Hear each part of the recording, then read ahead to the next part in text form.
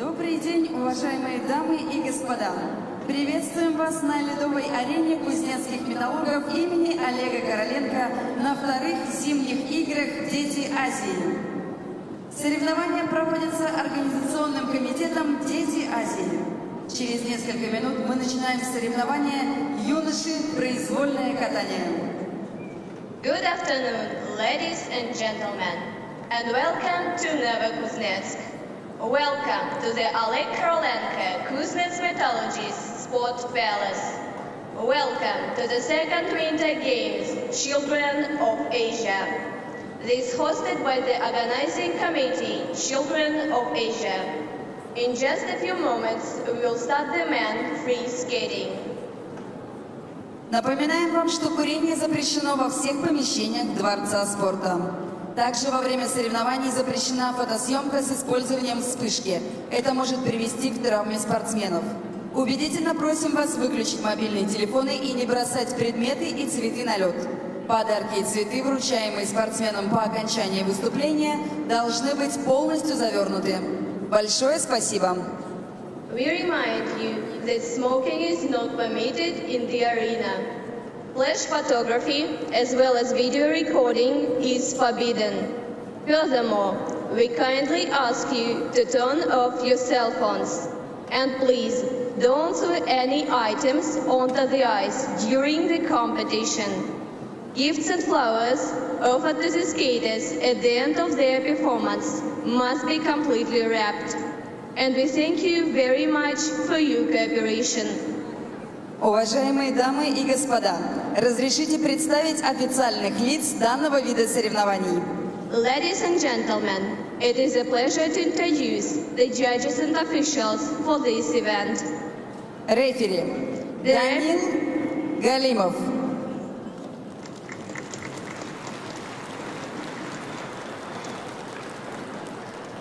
Судейская бригада. The panel of judges. Судья номер 1. Judge number 1. Регина Трусова. Судья номер 2. Judge number 2. Вера Латкина. Судья номер 3. Judge number 3. Елена Титова. Судья номер 4. Judge number 4. Татьяна Павловец. Судья номер 5. Judge number 5. Людмила Свирепа. Техническая бригада. The technical panel. Технический контролер. The technical controller. Светлана Ершова. Технические специалисты. The technical specialists. Татьяна Александрова. Олеся Демчук.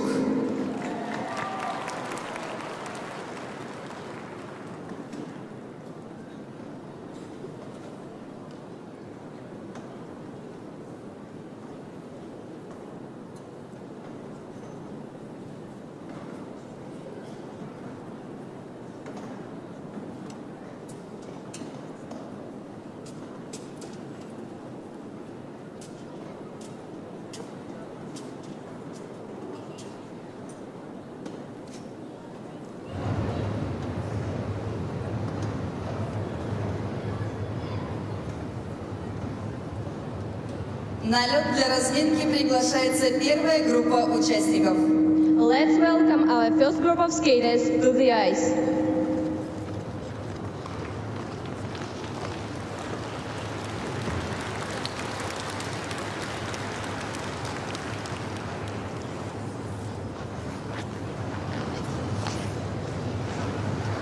На льду находятся On the ice, Тимур Звягин, Ильяс Гениатуллин, Вадим Мануленко, Антон Рязанов, Александр Борисов.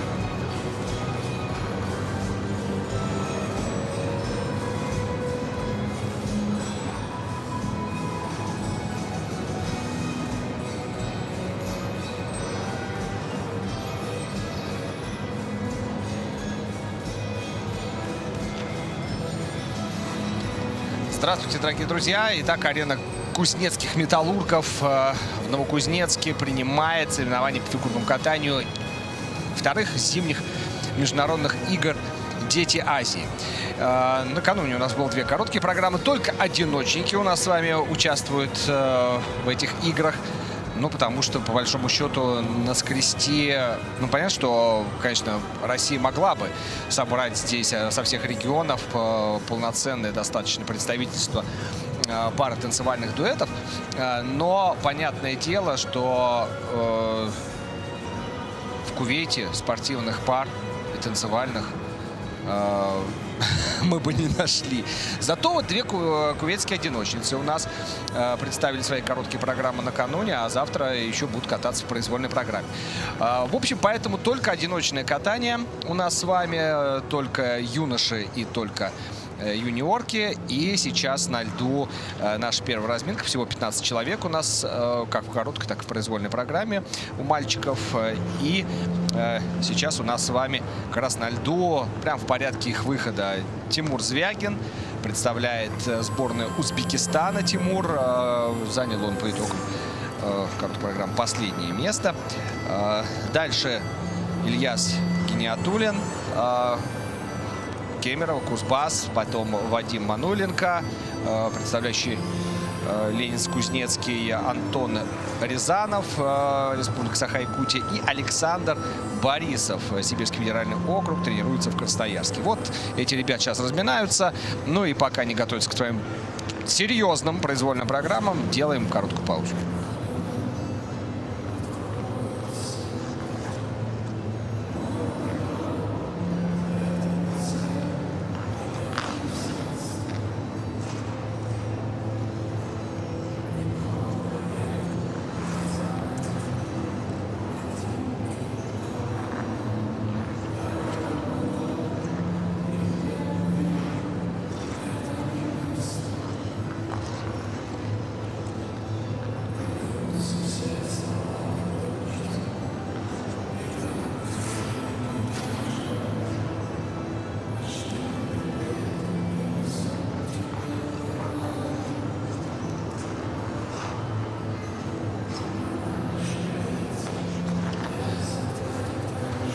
И вот, дорогие друзья, вот мы видим, что в конце, понятное дело, сильнейшие фигуристы по итогам короткой программы: Кирилл Карпылев, Александр Чмиль и Максим Автушенко. Вот, наверное, это трио. Ну, посмотрим, может быть, и Глеб Ковтун вмешается в их борьбу. Но вот эти трое, конечно, явно выделялись накануне в короткой программе. Но про Глеба Ковтуна тоже забывать нельзя, потому что Глеб был как раз тем фигуристом, одним из трех, который заявил и пытался исполнить тройной аксель в короткой программе, просто неудачно. Вообще, первым таким парнем был Кирилл Карпылев. Он открывал короткую программу из тройного акселя. Упал. У Ковтуна тройной аксель тоже не получился. И вот Максим Автушенко единственный, кто справился очень хорошо с 3,5. И поэтому он у нас лидер с огромным преимуществом. 82 балла и 2 против 73-45 у Александра Чмиля и 71-82 у Кирилла Карпылева. Александр Чмиль не стал рисковать. У него нет тройного акселя. Исполнил 2,5 оборота ворота, хороший каскад, хороший Ридбергер. И в итоге сейчас занимает второе место. Так что, по большому счету, конечно, вот эта четверка Автушенко, Чмиль, Карпылев и Ковтун по своему уровню очень сильно выделялись накануне в короткой программе. Но произвольная, здесь уже 7 прыжковых элементов, всего 11. У юниоров в произвольной программе нет дорожки шагов. У них только хореографическая секвенция, а так получается 7 прыжковых элементов, 3 вращения и хореосеквенция. Таковы правила. Ну что же, вот первая разминка. Еще раз напоминаем вам: Тимур Звягин, Илья Загиятуллин, Вадим Манулин, Антон Рязанов и Александр Борисов. Все, кроме Тимура Звягина, представляют Российскую Федерацию, разные регионы, разные сборные разных регионов. И сейчас, конечно, будет очень-очень непросто ребятам, потому что мы избалованы суперсложным фигурным катанием. Конечно, очень редко видим соревнования, где ребята тренируются, ну, так скажем, совершенно другим, непривычным нам набором прыжков. На лед приглашается Тимур Звягин. Центр «Золотые коньки», Ташкент. Тимур Звягин, Республика «Золотые Узбекистан. коньки», ташкентский спортивный центр, где развиваются ледовые виды спорта, и его произвольная программа.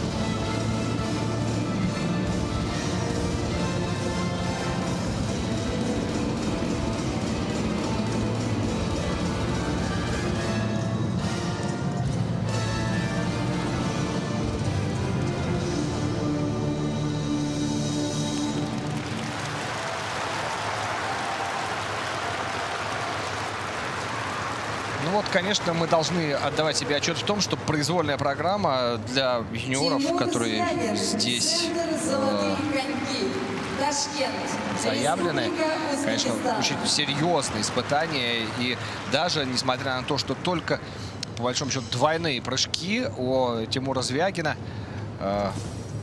но все равно мы видим, да, вот, пожалуйста, каскад, двойной флип, двойной тулуп. Это попытка исполнить двойной луц. Потом двойной тулуп он не смог добавить. 2,5 на 2 ноги. Это луц Ойлер, двойной флип. Каскад из комбинация из двойных прыжков и Ойлера между ними. И мы видим, что даже такие несложные элементы, казалось бы, для спортсмена, которому как-никак уже 16 лет, на самом деле очень, очень непростые. Но постарался Тимур.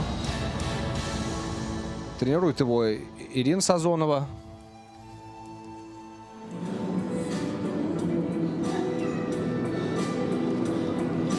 Ничего сказать. Что ж тут сказать-то? Что, устал? Даже не устал. Видите? Вчера, конечно, здесь у нас, вот здесь на диванчиках в углу «Слез и поцелуев» разворачивались любопытнейшие диалоги, потрясающие своей незамутненностью и открытостью. Некоторые были весьма примечательны и полезны. Вот. Посмотрим, что сегодня скажут тренеры ученикам. И начинать все сначала. Учить сложно.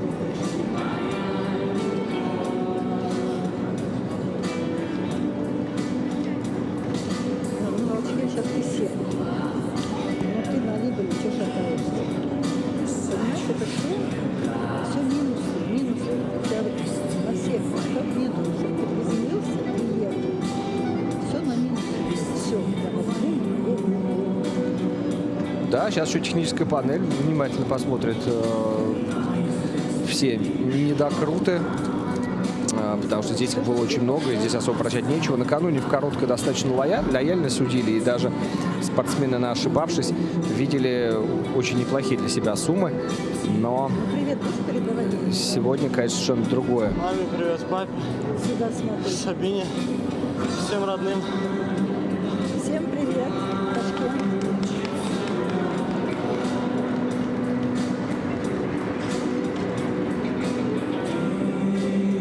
Техническая панель и судьи сегодня тяжело что-то как-то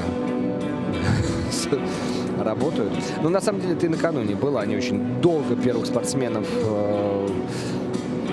вычисляли.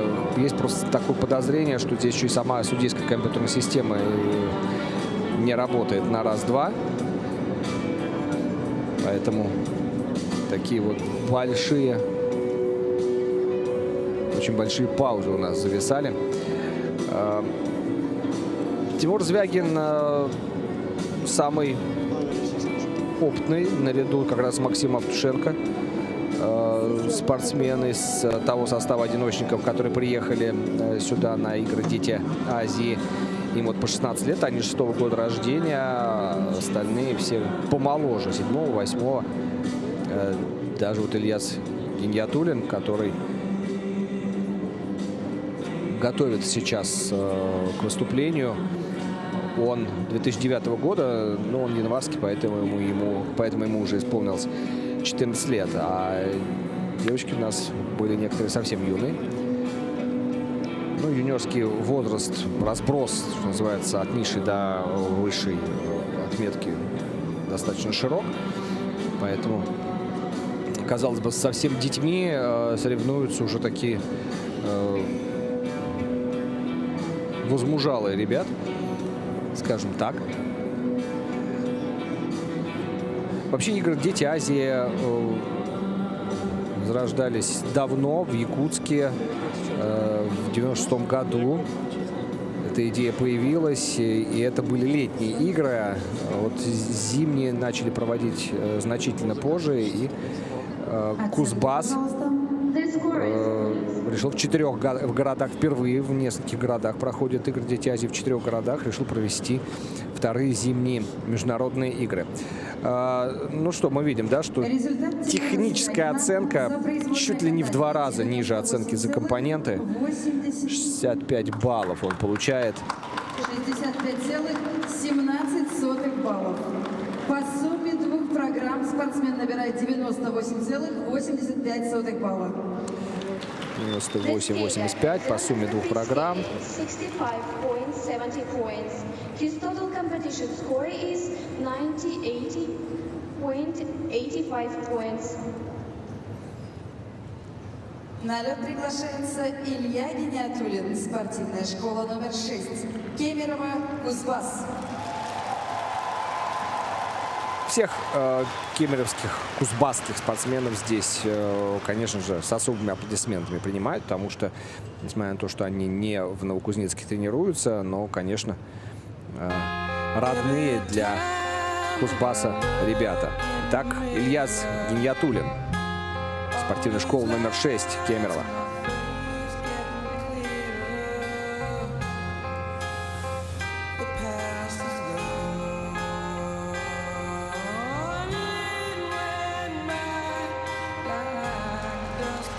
Двойной луц, двойной тулуп.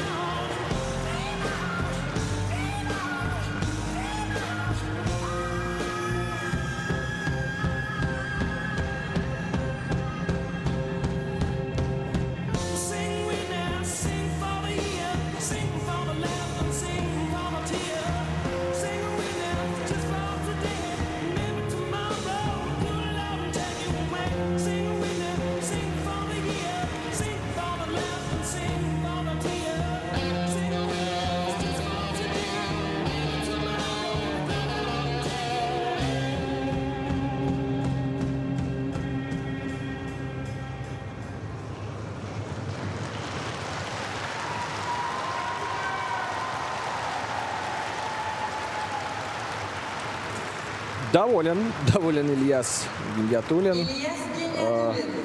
Доволен, видимо, что таких крупных срывов, по большому счету, было немного. А вообще, большей частью, если, конечно, закрыть глаза на то, что очень неуверенные выезды, и все это выглядит очень непросто и тяжело, все равно много он сделал. Ну вот как раз двойной луз, двойной тулуп, каскад у него дальше двойной аксель. Должен был быть с двойным тулупом, но было падение. Ну, опять же, все в 2 оборота.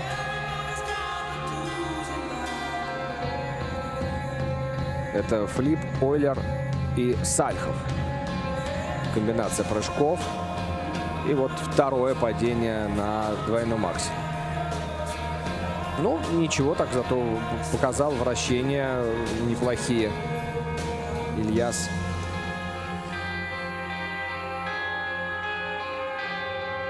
Вот, как я уже сказал, что он один из самых юных участников. Моложе его Саша Чмиль, но у Саши Чмиля совершенно другой уровень катания, скажем честно, нежели у Ильяса. Но и тот, и другой, они перворазрядники. То есть это даже не кандидат в мастера спорта.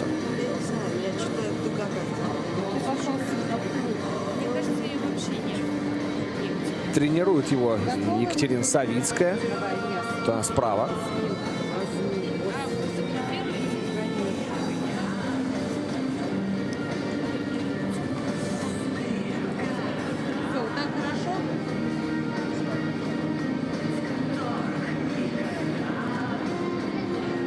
Но это еще вчера было очень заметно и бросалось в глаза, что, конечно, опыта находиться в таком полноценном настоящем углу слез и поцелуев, где камера стоит, где стоит монитор, где все организовано для телевизионной трансляции, просто у ребят их тренеров нет.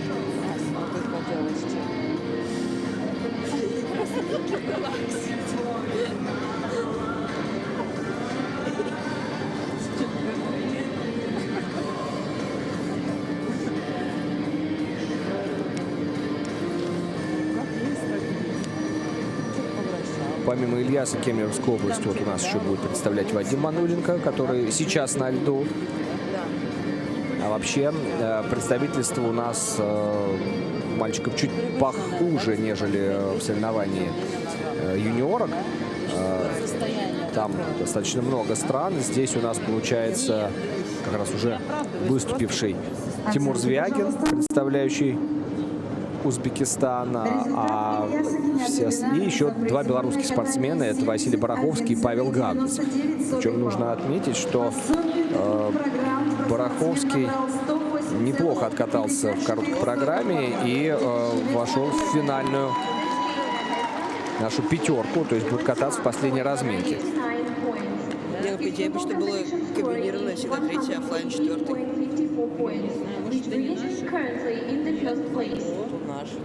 На лед приглашается Вадим Мануленко. Ну а теперь Вадим Мануленко. Ленинск-Кузнецкий. Кузбасс.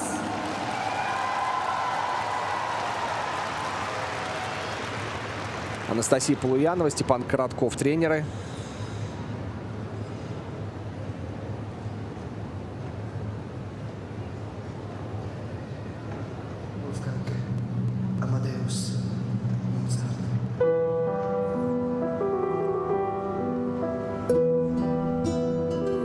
Его произвольная программа «Моцарт».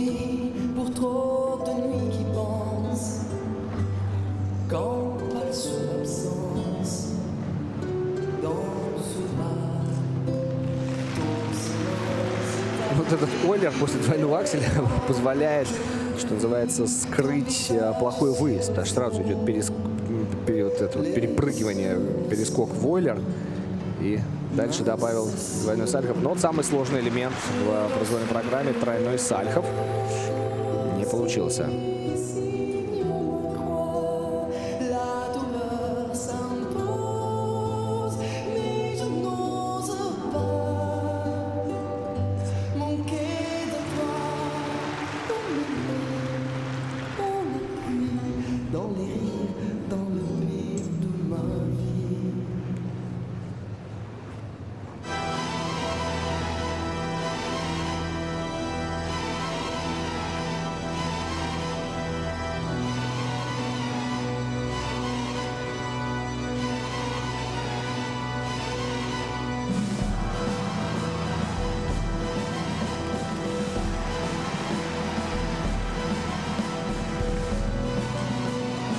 Филипп Ридбергер. Такой каскад. У него, конечно, не тройные прыжки, но двойные. Тоже для него испытания.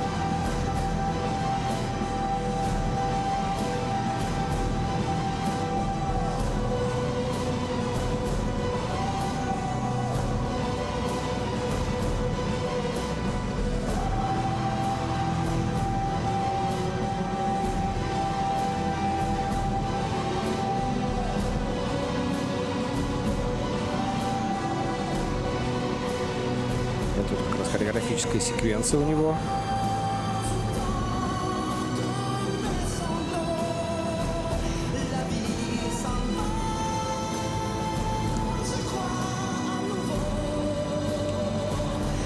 Ой, двойной флип.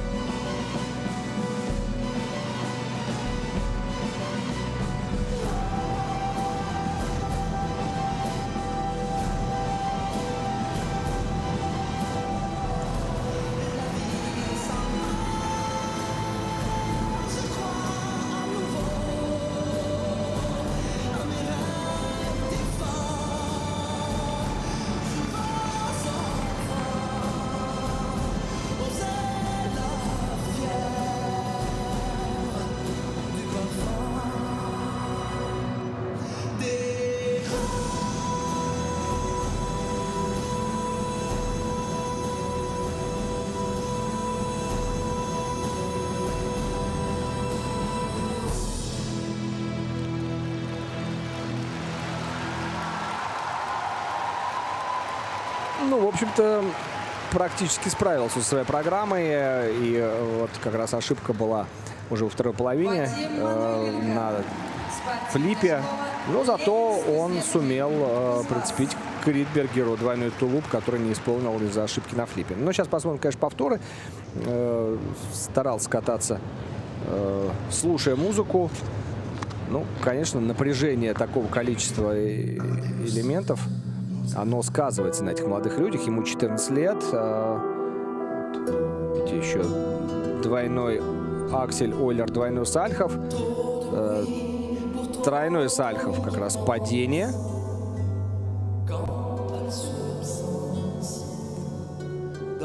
Двойной флип, двойной Ридбергер. Молодец.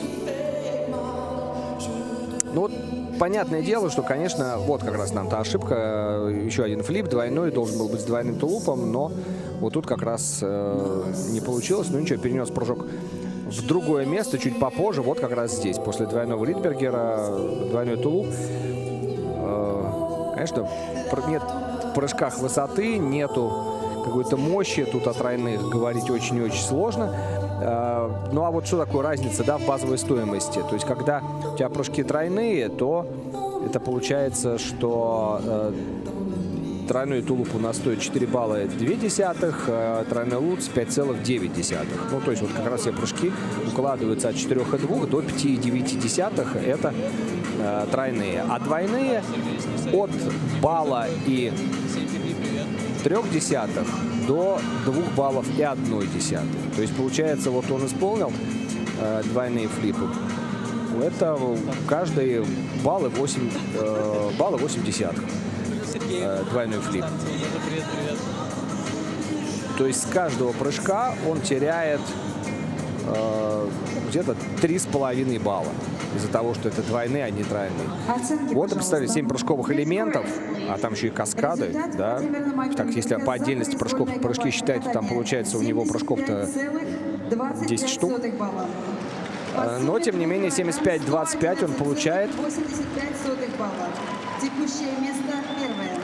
И он у нас стоял по итогам короткой выше двух откатавшихся ранее. И, естественно, свое место он и сохранил.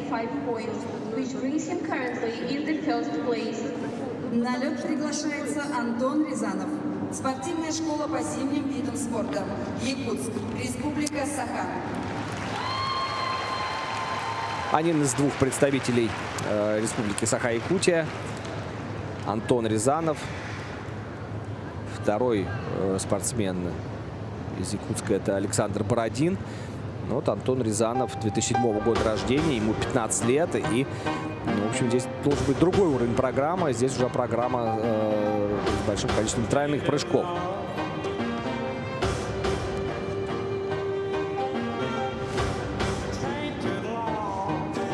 Композиция Tainted Love от Макса Рабе взята для произвольной программы.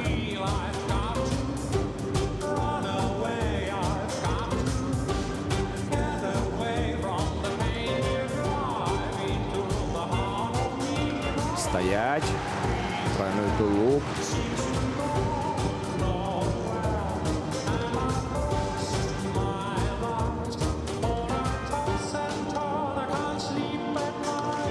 Еще один тройной ридбергер и двойной тулуп.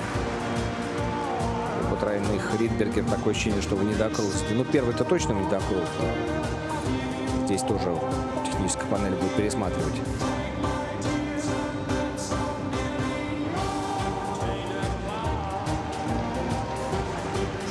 Он садится в волчке и потом сразу встает. То есть, на самом деле, он даже там вот 3 оборота сделает, но главное, чтобы там хотя бы один полноценный оборот был в низком плотном положении, чтобы угол в согнутой ноге был меньше 90 градусов.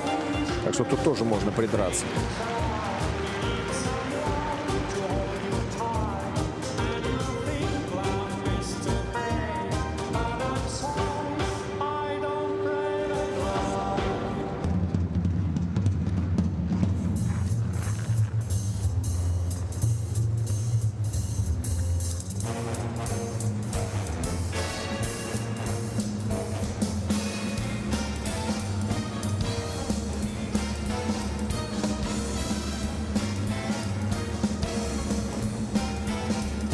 Хореографическая секвенция, как мини-дорожка.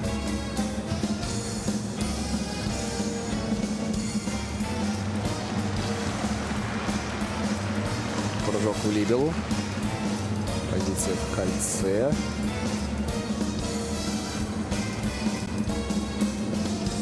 Нет. Ну, еле-еле. Там нужно ему было простоять в этой позиции 7 оборотов. Такое ощущение, что, знаете, на тоненького. Может, и простоял, а может, и нет. Совсем останавливается в вращениях. Антон Рязанов. Так. Через троечку сделал тройной сальхов, двойной тулуп.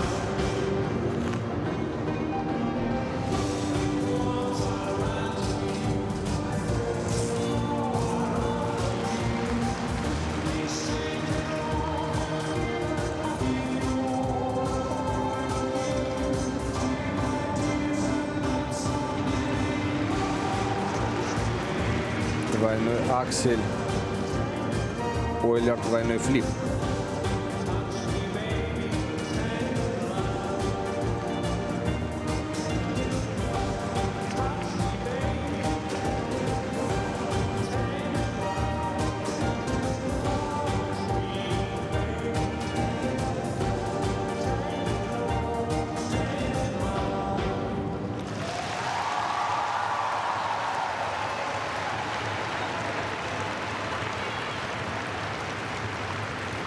Антон Рязанов, спортивная школа по зимним видам спорта Якутск, Республика Саха. Улыбки нет на лице у спортсмена, но, в общем-то, я так понимаю, руками он так потряс, что для себя, мол, я сделал этот прокат. Ну, послушаем, что сейчас тренер скажет. Ну, в общем, да, поборолся. Вы знаете, как очень важно, что он не отдавал элементы. То есть, если что-то не получалось, делал в другом месте. Ну да, видите, здесь практически поперек. Здесь там точно будет одна галка, очень большой недокрут, приземление на 2 ноги, много минусов. Вот тройной ридбергер. Ну, здесь могут и простить ему, конечно. Может быть, Кью поставят тройной ридбергер с двойным тулупом.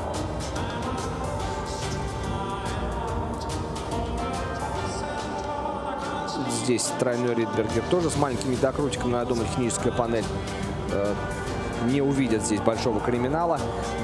Позиции волчки так в них он еще более-менее вращается, то есть скорость есть. Но когда он поднимается наверх, да, то есть позиция в либеле и все ее вариации сложные, там, конечно, у него вращение очень сильно затормаживается.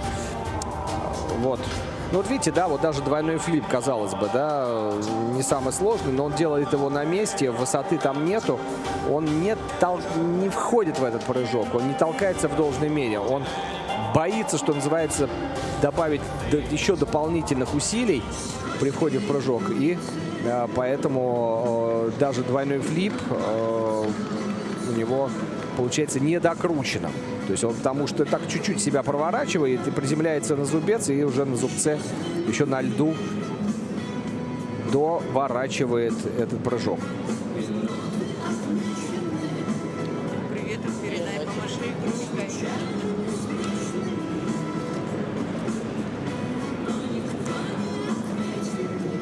Его товарищ по сборной Республики Саха-Якутия Александр Бородин занял 8-е место по итогам короткой программы. У них такой достаточно большой разрыв в баллах. 18.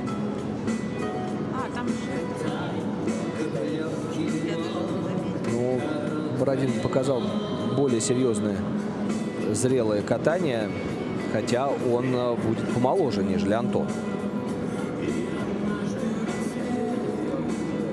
Но у нас в этой разминке еще остается ученик Яна Чернецкого Александр Борисов. Александр Борисов тренируется в Красноярске, в Центре ледовых видов спорта, и представляет, понятное дело, раз он с Красноярска, Сибирский федеральный округ.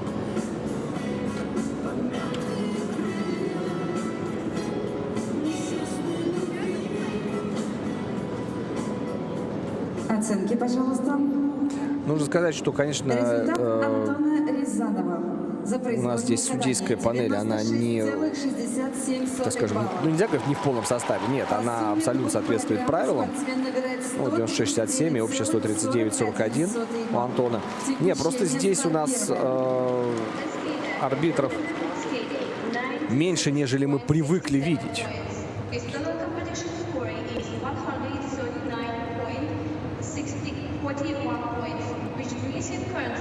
Понятно, что техническая панель, она состоит из 3 человек, ну и рефери еще, конечно. А судьи у нас всего 5. Регина Трусова, Вера Латкина, Елена Титова, Татьяна Павловец и Людмила Свирепа. Ну, это не мешает им работать и никак на оценках не отражается. Ну, а сейчас Александр Борисов, красноярский спортсмен.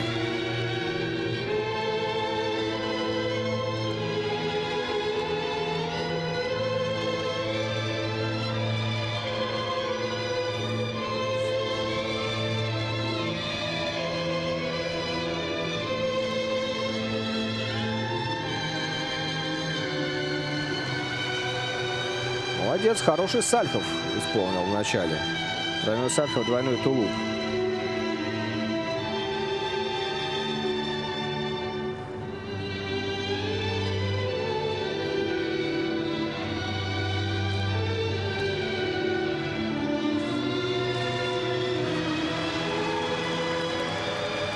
Повтор каскада.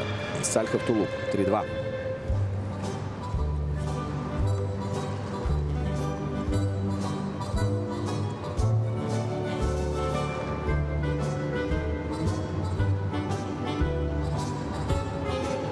Долгий заход на Ридбергер. Ах, мог бы побороться, конечно.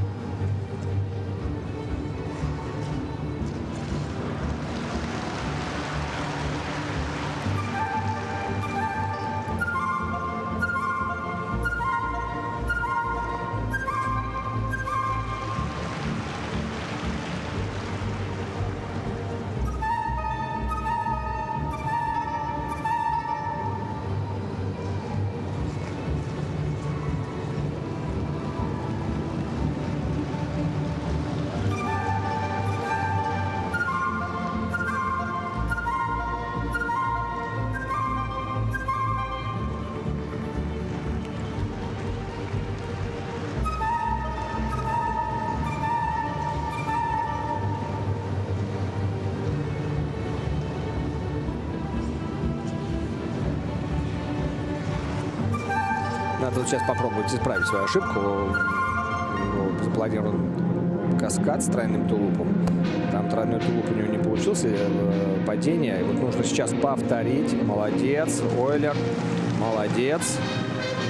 Тройной тулуп, Ойлер, двойной сальхов.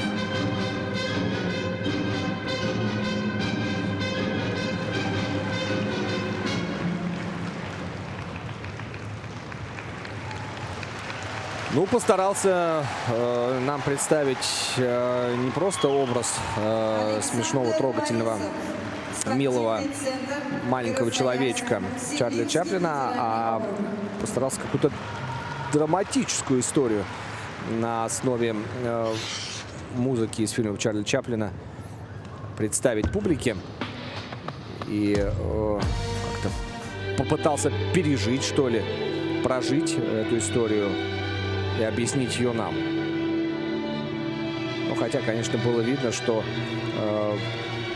очень много сил забирает концентрация на прыжках. Хотя мы видим, да, что тройной сальхов, его любимый прыжок, он вот здесь вот недокрут, да, он сильно недокрут, поэтому не смог побороться в итоге на выходе. Сальхов прыжок любимый, поэтому 2 каскада с Сальховым получились. Вот падение на тройном тулупе, но затем он это дело исправил и все-таки исполнил тройной тулуп, Ойлер, двойной Сальхов. То есть, конечно, да, есть 2 падения, но каскады он не потерял. Вот нам как раз повторяют. Конечно, уже тут его так клонило из круга, тащило из круга после тройного тулупа. Но ничего, там нужно было перескочить в Ойлер. Он это сделал, добавил двойной Сальхов. Чуточку, мне кажется, он переборщил с сутулыми плечами. Я, конечно, так чуть-чуть утрирую. Личный его, будем так говорить, недостаток. Но можно сказать, что это образ у меня такой.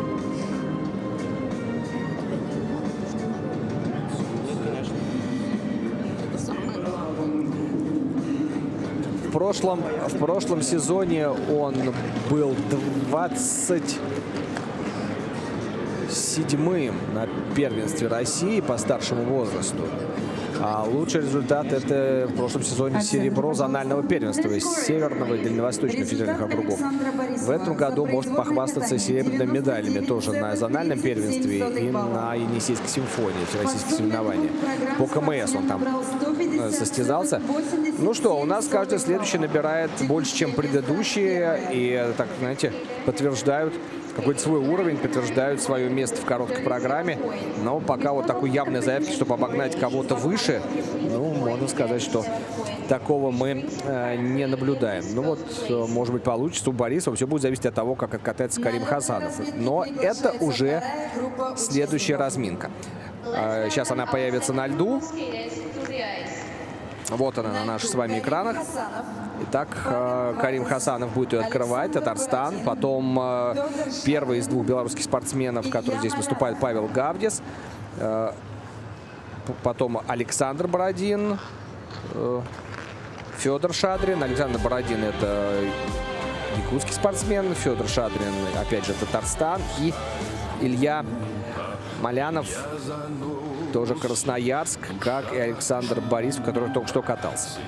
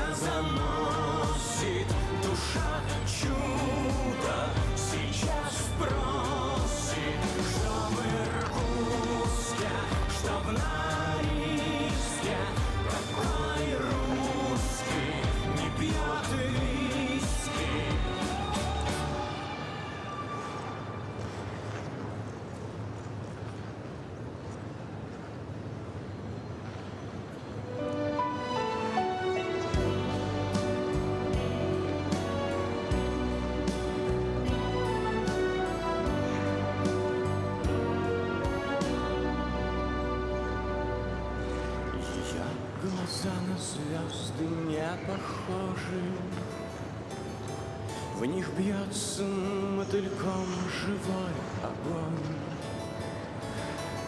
Еще один обычный вечер прожит, а с ней он каждый раз другой. Ее упреки, вестники прохлады, как скошенная в августе трава. И пусть в ее словах ни капли правды, она божественно права. Где-то ангелы кричат: прости, прощай. Плавится душа, как свеча, разлилась по сердцу печаль. Я навеки твой, ты ничья. Ее сияние затмевает солнце, и замерзает кровь в ее тени. Такое счастье дорого дается, венец, откуда ни взгляни. Любой валет в ее большой колоде падет, как жертва ревности слепой. Она одна от меня уходит, давно протворенной тропой. Где-то ангелы кричат: прости, прощай. Плавится душа, как свеча, разлилась по сердцу печаль. Я навеки твой, ничья.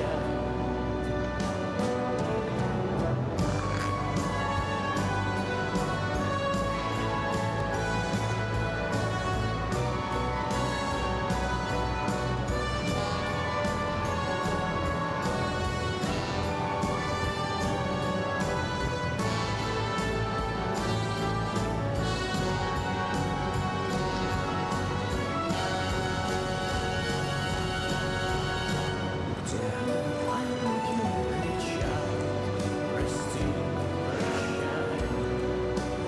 Плавится душа, как свеча, разлилась по сердцу печаль. Я навеки твой, ты ничья. До окончания разминки осталась 1 минута. 1 минута остается до окончания разминки. Итак, это у нас вторая группа произвольной программе юниоров на играх «Дети Азии». Карим Хасанов, Павел Гавдис, белорусский спортсмен, Александр Бородин, Федор Шадрин, Илья Малянов. Вот четверо, кроме Гавдиса, представляют разные регионы России. По результатам короткой программы, на самом деле, разброс у этих ребят не такой большой, но вот Хасанов отстает от Малянова достаточно серьезно, там примерно на 8 баллов, а вот между Гавдисом и Маляновым 5 баллов. В общем, здесь, может быть, даже кто-то кого-то и обгонит. Пока у нас с вами все достаточно предсказуемо. Короткая программа распределила одиночников весьма и весьма справедливо в соответствии с их уровнем мастерства. И поэтому у нас турнир юниоров таким образом развивается, что каждый следующий соперник перекатывает предыдущего и в произвольной программе, и по сумме 2 выступлений. Ну, а теперь разминка закончилась, 6 минут позади, и сейчас Карим Хасанов. Школа Олимпийского резерва Казани. Тренирует его Людмила Гафарова. Вот еще специалисты нам здесь график подсказывает.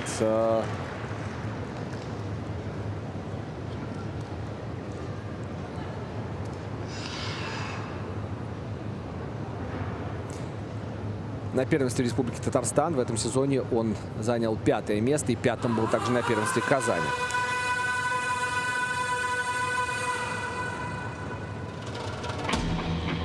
«14 лет этому юноше. И его произвольная программа под композицию от «Ост».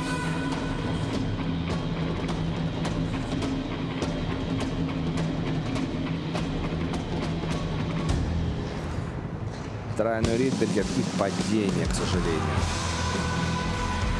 Вообще, конечно, юниорам надо тройной Ридбергер прыгать железно, ну, потому что он и в короткой программе обязательно. Но, конечно, поскольку они его нарабатывают для короткой программы, то они, естественно, вставляют его и в произвольную. Ридбергер у нас в середине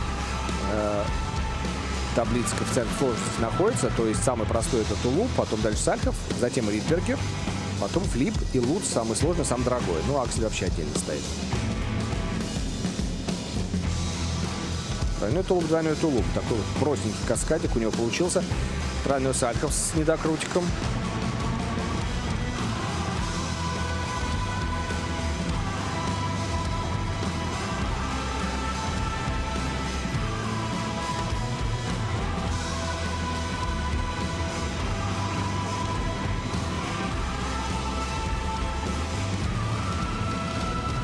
Еще один тройной тулуп.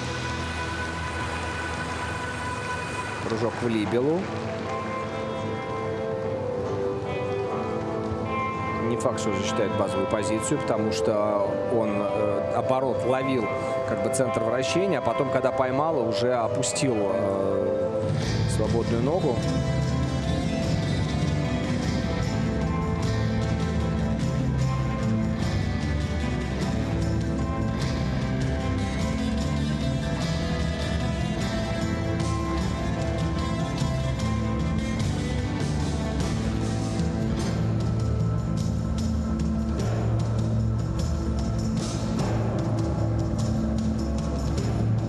Незамысловатая хореографическая секвенция, и в конце нее комбинация прыжков, двойной аксель, ойлер, двойной флип.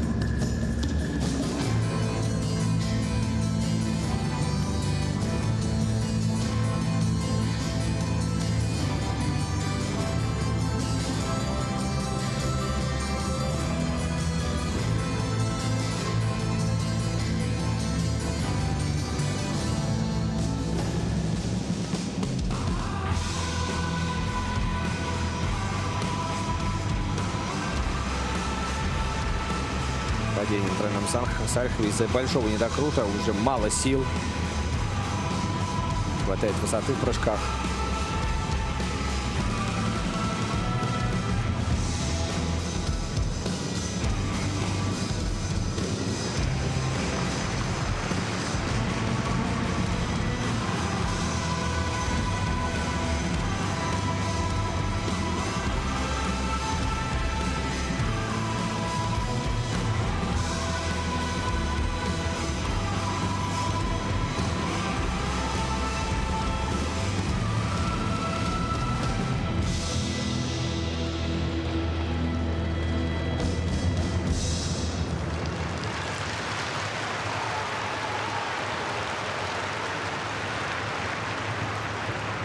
Ну, вроде бы никакие поставленные ему хореографами жесты он не потерял по ходу программы.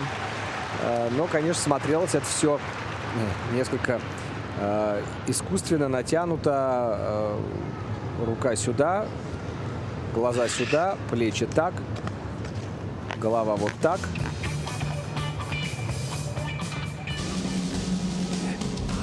Ну, честно говоря, я вот как-то думал, что спортсмены будут больше, что ли, выкладываться. Потому что я обратил внимание, что очередной юниор, вот, да, неплохо сделанный был сейчас мой прыжок.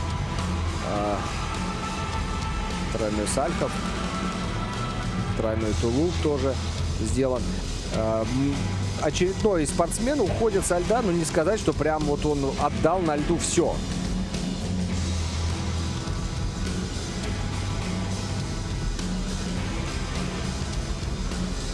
Будет катание больше напоминает контрольный прокат. Ну, может быть, это такое неверное ощущение со стороны. Сейчас послушаем в Кисенкрае, что он скажет. Но вот такой сумасшедшей борьбы за программу, за ее качество незаметно. Но, может быть, просто ребята, так скажем, не умеют этого делать в силу возраста и в силу того, что серьезной конкуренции у них в жизни-то еще не было. Для многих это первые такие большие состязания. В этом году это уже получается 10-й старт для Карима. На многих соревнованиях он покатался. Вот, например, был бронзовым призером на Кубке Стрелы. Стрела — это школа фигурного катания, которую как раз представляет еще один казанский спортсмен Федор Шадрин. Вот на Кубке Стрелы был бронзовым призером Карима. И также у него бронза Кубка Ледокол, такое замечательное название, и серебро Кубка юного чемпиона. Ну, это такие все местные соревнования. Из больших я вам уже озвучил, что на первенстве Казани и на первенстве Республики Татарстан по КМС, по кандидатам мастера спорта, у него 5-е места. Оценки, пожалуйста. Зубцовых прыжков нет у него. Мы увидели, что нет ни тройного луца, ни тройного флипа. Это для него такие очень серьезные, тяжелые прыжки. По сумме двух программ спортсмен набирает 153,55 Ну и он опережает тех, кто катался до него. The skater has done the free skating 98.64 points. His total competition score is 153.55 points, which brings him currently in the first Юлия place. Соловьева и Татьяна Ефременко тренируют Павла Габдиса. Так, представитель сборной Белоруссии, Центра олимпийской подготовки. И как только мы видим подобный камзол, сразу понятно, что эта программа «Великий шоумен».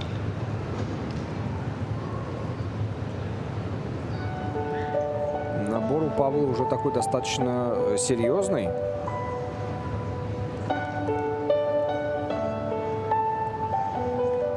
Я надеюсь, что как раз в этой разминке уже, возможно, кто-то сумеет выдать такой хороший, дорогой прокат.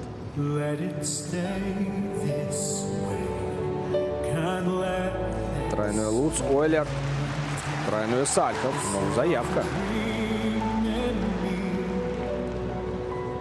Getting louder now.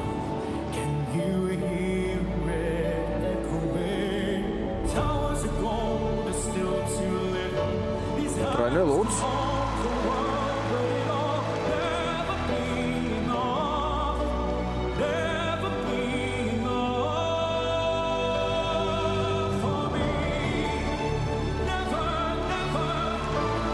Тройной флип.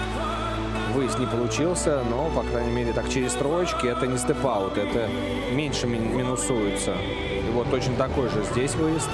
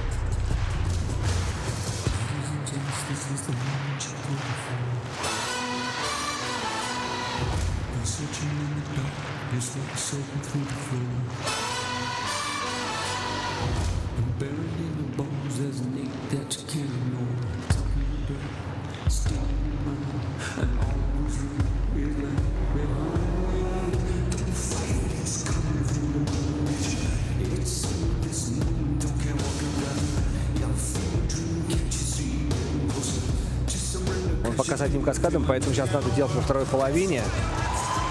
Так, вот он делает комбинацию с двойным акселем, тройной Ридбекер, двойной аксель.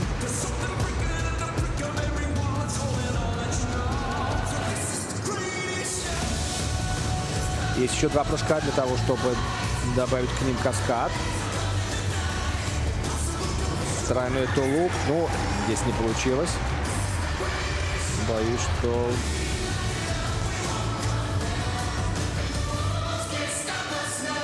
Сложно сейчас будет к флипу цеплять. Да, и флип только 2 оборота.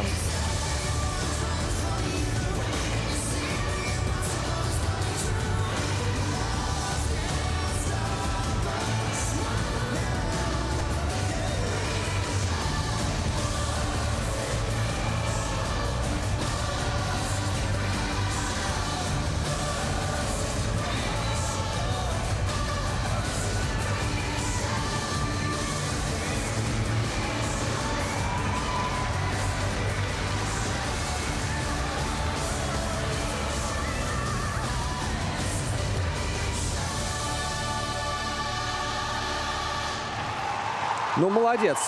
Первый на сегодня такой прокат. И вот то, о чем как раз я говорил, видно, что он выложился. Он тяжело дышит. Прям видно, что парень поработал. Но он, по большому счету, из 7 прыжковых элементов 1 отдал, да. То есть, к сожалению, вот этот флип в самом конце, двойной. И там надо было цеплять каскад. В итоге ему там поставят как повтор элемента. Там еще сумма базовая будет уменьшена на определенный коэффициент. В общем... Да, из 7 6 засчитываем, но 6, кстати, вот действительно в весьма некоторые неплохого качества. Конечно, я не могу сравнивать его тройные прыжки. Мы с вами вообще не вправе сравнивать тройные прыжки там, с топом европейского фигурного катания. Про мировой даже не говорю. Но это все-таки такой, знаете, неплохой средний уровень. Вот смотрите, какой был хороший первый каскад. Тройной луц, Оллер, тройной сальхов. Все докручено. Потом отдельный тройной луц. Вот здесь, конечно, жалко, что у него не получился этот двойной аксель. Ну и музыка очень понятная, поставлены простые лаконичные движения, которые как раз позволяют ему отыграть все музыкальные акценты. И программа, ну, не выглядит она пустой, как у некоторых предыдущих спортсменов. Вот как раз это нам двойной флип повторяют. Вот это тот единственный элемент, который он, по большому счету, отдал. Не побился за него.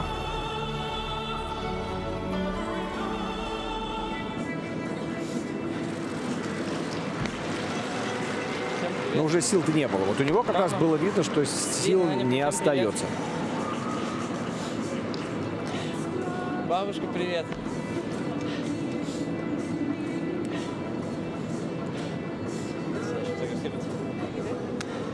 Оценки, пожалуйста. Очень довольны они этим прокатом. Ну и по праву. 123,61. Вот это чувствовалось. Это всегда чувствуется в прокате. Вот смотрите, как они счастливы. Это абсолютно эмоции победителей. Они сумели победить себя. Они сумели победить вот всю ту задуманную программу, поставленную, и выкатать на том техническом уровне, на котором действительно он сейчас способен кататься. То есть показать максимум. И поэтому я думаю, что сейчас, конечно, Гавдия с таким набором, ну, может тут кого-то отпихнуть пониже. Вот, может быть, даже Александра Бородина. Между ними было меньше 3 баллов. Посмотрим, что нам покажет Александр Бородин.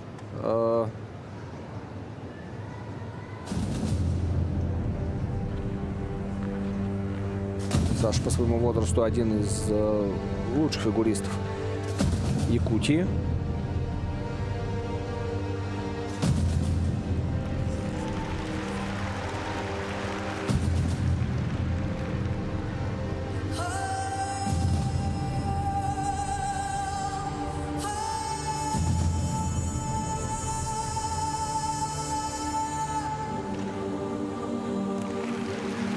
Да, пока он проигрывает прокат Гавдису, прям просто сразу по 2 элементам. Это может с уверенностью сказать. Комбинация двойной аксель и только потом через Оллер двойной сальхов. Сдвоил и луц и тулуп во втором каскаде. Вот первый задуманный тройной.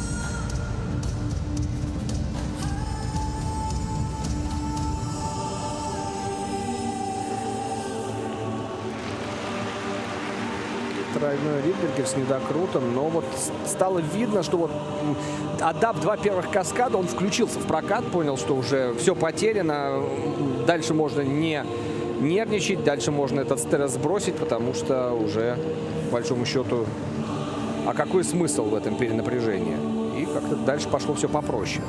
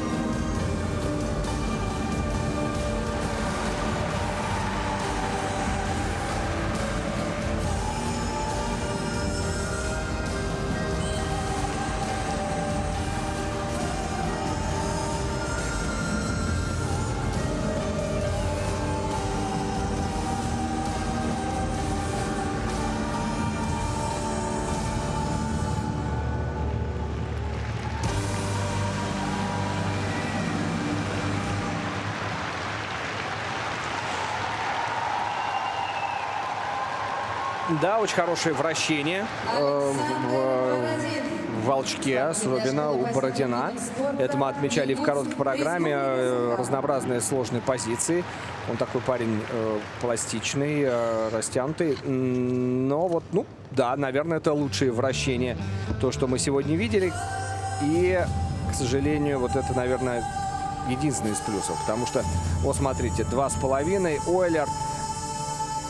Должен был быть тройной Сальхов, где происходит только двойной. Здесь тройной Луц. Нет, только двойной Луц, двойной Луц, двойной тулуп. И вот все, по большому счету, он понял, что тут он как раз программу потерял. И после этого совершенно спокойно начал думать дальше над каждым следующим элементом и их выполнять. Тройной Луц там с недокрутиком, но сделал. Вот тройной флип нам повторяют. Тоже с недокрутом, касание рукой. Тоже будет снижение базовой стоимости из-за этого недокрута. Но, тем не менее, да, ошибочка там, -2 он может получить от судьи. Вот здесь тоже все с галками. Галка у нас превращает стоимость тройного прыжка, то есть так, тройной Луц на 5,9, а если он с одной галкой, то это уже 4 балла и 72 сотых. Ну, то есть мы видим, что, конечно, тут потерял балла 0,2, там еще балла 0,2. И вот, конечно, и из этого собирается большое количество упущенных возможностей. Ну что же, У нас с вами Гавдис 123,61. 11,64 балла.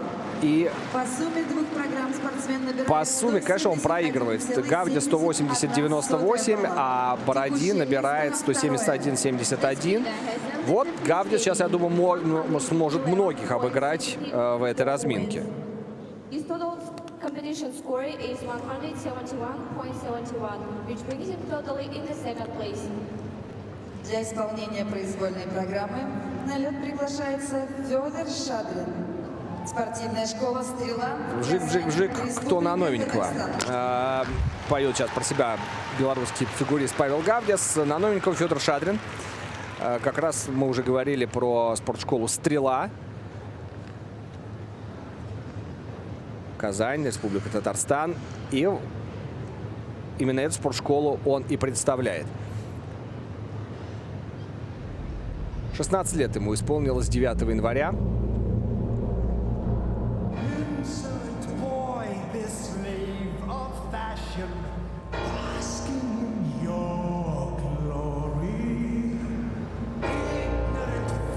Надежда Заякина и Алия Халфин его тренирует. Ну вот. Попытка очень ценного каскада. Тройной Лутц, тройной Ридбергер. За попытку браво. За исполнение, к сожалению, будут минусы и большие. Хороший двойной аксель, такой с пролетом. Ну, чуть-чуть клюнул, но добавил. В итоге все сохранил. Двойной аксель, двойной тулуп.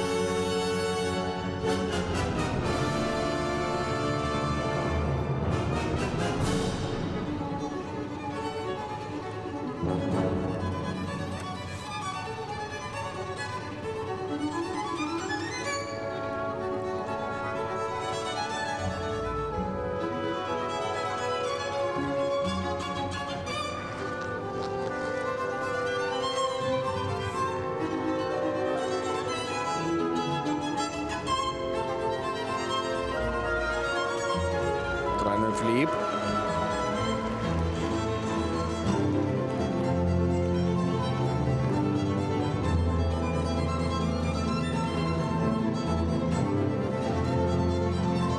Тройной Ридбергер. И надо было, конечно, двойной тулуп добавлять. Тут тройной Ридбергер плюс один непонятный такой оборот, но пойдет как каскад, к сожалению. Можно было сохранить и каскад сделать попозже с каким-нибудь прыжком другим. Ну, вот, например, здесь хорошо бы испортили тройного Лутца.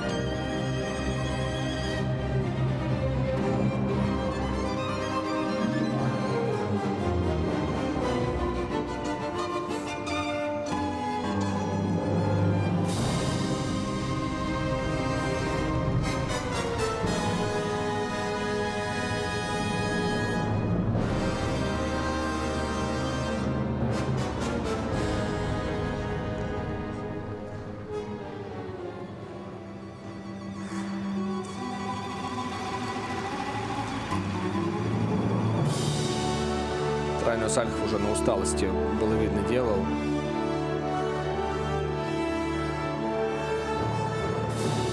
Еще один прыжковый элемент у него, 7-й. Вот этот заход как раз.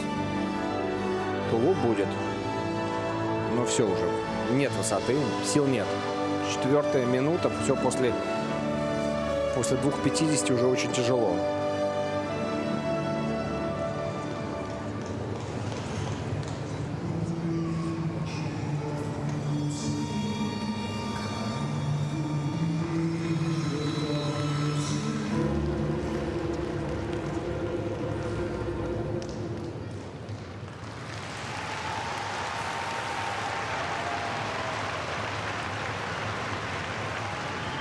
Призраком опера испарилась произвольная программа Федора Шадрина, хотя, конечно, по заявке начало было ого-го. но вот физически, ну, никак он не может выкатать. И уже на 2.30, 2.45 он, конечно, дальше чувствует себя очень плохо. Дальше начинает сдавать темп.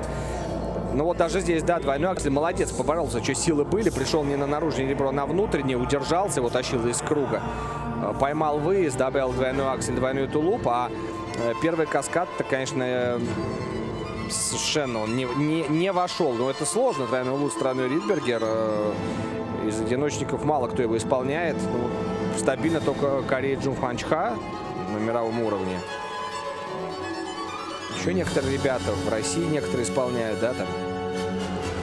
Петя Гуменник у нас есть, как известно, с каскадом с Ридбергером. Но вот здесь это совершенно другой уровень. И вот здесь, вот смотрите, все уже, да, нет сил, не хватает высоты прыжка. Уже тройной Сальхов практически в две ноги, а вот здесь уже точно в две ноги, почти на ход вперед. И, конечно, тут будут и, возможно, не одна галка, а две галки, а это, ой, какие серьезные понижения. Все это у нас с вами арифметика нынче, да, и вот я уже говорил, что, например, да, четверной тулуп, тройной тулуп, какой четверной, что вы. Хотя у нас есть сегодня одна заявка с четверным прыжком, в самом-самом конце наш лидер постарается исполнить, то, по крайней мере, заявил, хотя ему это и не нужно. Тройной тулуп стоит 4,2, тройной тулуп с одной галкой 3,38, 3,36, прошу прощения. А с двумя галками, понятное дело, что уже это не тройной тулуп, а как двойной тулуп 1 балл и 0,3. То есть, представляете, да, с 4,2 на 1,3. То есть это прям большая потеря. Уж лучше докрутить и упасть, по большому счету. А лучше, конечно, не упасть, а какой-нибудь там степ-аут, как-нибудь поковыряться. Потому что тогда, по крайней мере, ты не теряешь базовую стоимость. Ну, конечно, Гойе упадет в минус. 112.41. Очередной спортсмен, который проиграл Павлу Гавдису. Как в произвольной, так и по общей сумме. Напомню еще раз, у Гавдиса просто прекрасные для этих ребят баллы. 123.61 и 180.98 общие. Мы видим, как расстроена Надежда Заякина, тренер Федора Шадрина. Ну а сейчас уже Ирина Белоусова настраивает Илью Малянова. Илья Малянов, спортсмен из Сибири, из Красноярска, спортивная школа Олимпийского резерва «Рассвет». Красноярск, Сибирский федеральный округ. Ирина Белоусова и Ярослав Попов работают с этим парнем. Нострадамусова произвольная программа. Ну что, Малянов опережал по итогам короткой программы Павла Гавдиса на 5 с лишним баллов. То есть запас-то вроде бы есть. Но на это особо рассчитывать нельзя. 5 с лишним баллов это либо один абсолютно заваленный каскад, потерянный каскад, да, либо это два потерянных элемента. Ну, хорошее начало, тройной флип, Ойлер нормально подержал, контроль. После Ойлера проверил скорость, хороший выкат и тройной флип, Ойлер, тройной Сальхов.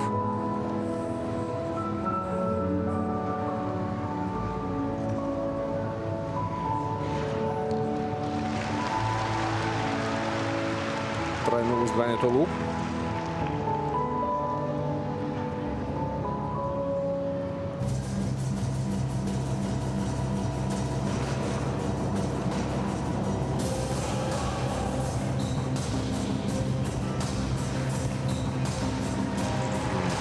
Тройной Ридбергер.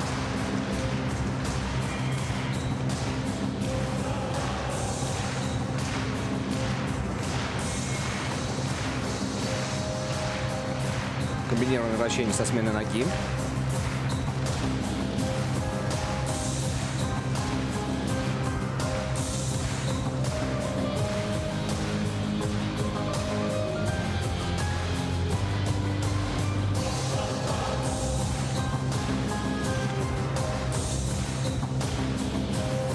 что, начинается вторая половина. Тройной флип.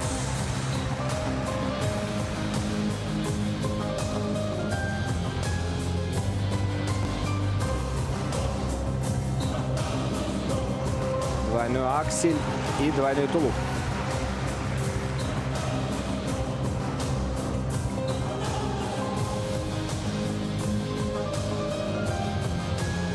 У него должен был быть другой каскад, но такое ощущение, что уже сил нет, он это чувствует. Начинает упрощать. Но вот здесь надо делать тройной луц. Молодец. Двойной тулуп тоже добавляет. На ходу переделывает программу.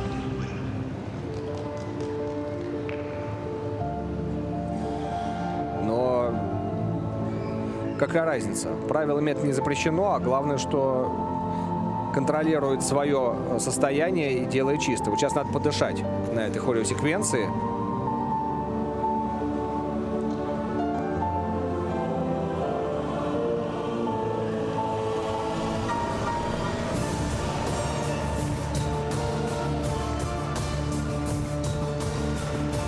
Еще один двойной аксель.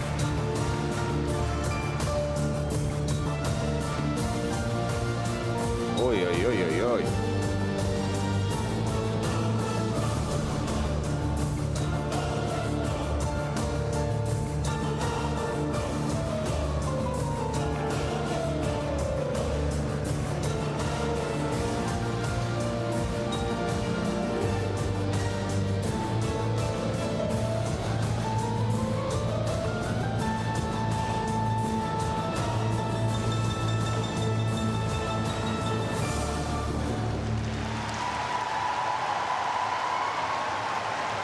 Ну, теперь будет интересно посмотреть, как судьи все это оценят.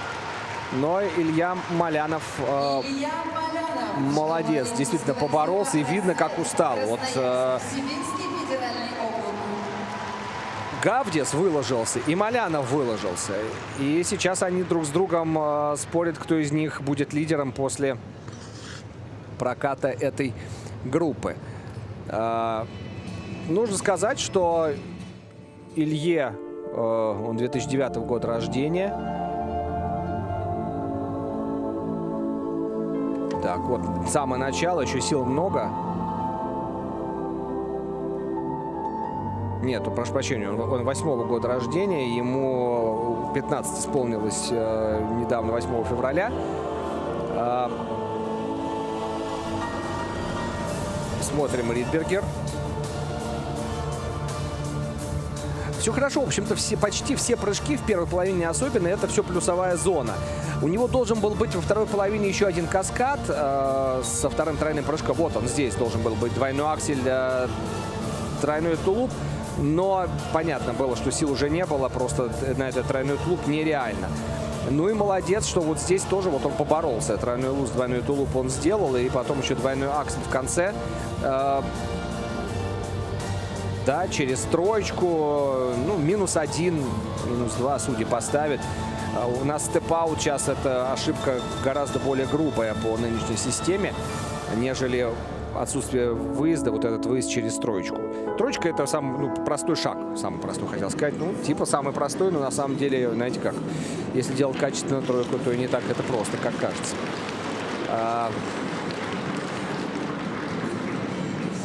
Итак, красноярский спортсмен Илья Малянов, бронзовый призер Тюменского меридиана этого сезона. Такие всероссийские соревнования проходят в Тюмени. И, между прочим, на 3 турнирах он побеждал. На зональном первенстве Сибирского и Дальневосточного федеральных округов. И на всероссийских соревнованиях Енисейская симфония. Ну что, превосходит он Гавдиса. Мы его с этим поздравляем. Молодец. Текущее место первое. Таким прокатом можно гордиться. Итак, Илья Малянов и Павел Гавдис, два лучших парня в этой разминке. Они сейчас становятся лидером. И вот, между прочим, у Малянова дальше до Бараховского меньше от...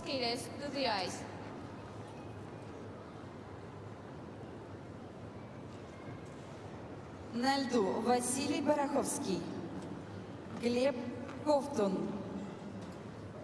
Кирилл Крапылев, Александр Чмиль, Максим Автушенко.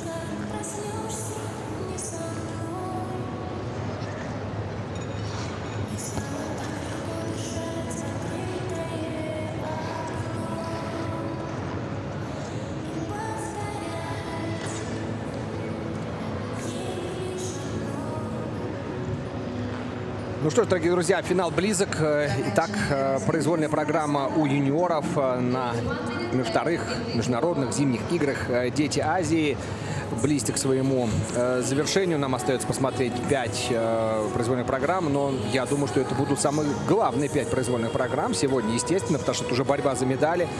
Василий Бараховский, сборная Белоруссии, и 4 представителя российских региональных сборных: Глеб Ковтун, Кирилл Карпылев, Александр Чмиль и Максим Автушенко.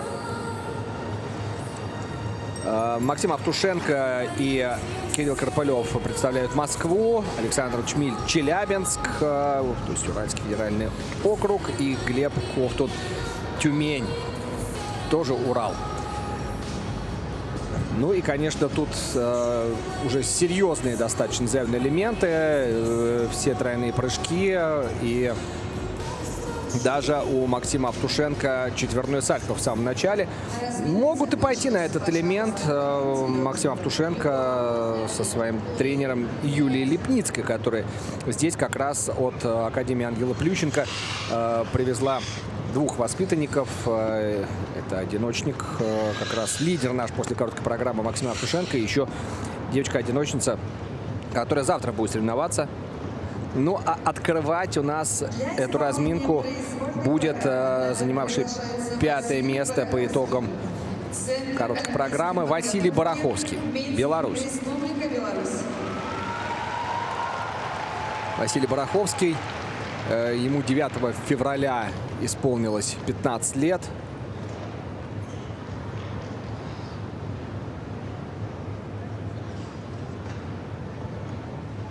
Представляет он клуб «Пружаны», сборной Белоруссии, и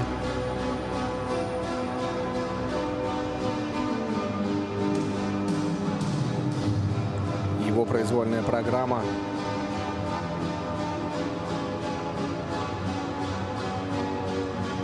под бессмертную композицию Queen. Тройной луз, двойной тулуп.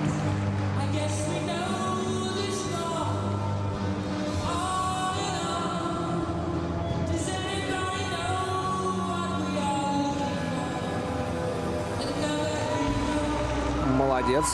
Хорошо вложился в этот каскад, двойной аксель, тройной тулуп.